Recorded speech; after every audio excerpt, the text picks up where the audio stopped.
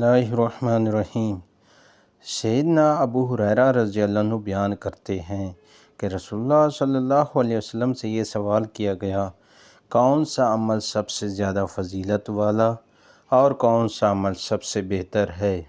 آپ صلی اللہ علیہ وسلم نے فرمایا، اللہ تعالیٰ اور اس کے رسول پر ایمان لانا۔ اس نے کہا، اے اللہ کے رسول، اس کے بعد کون سا ہے؟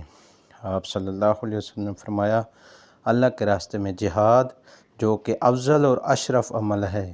اس نے کہا، پھر کون سا اے اللہ کے رسول؟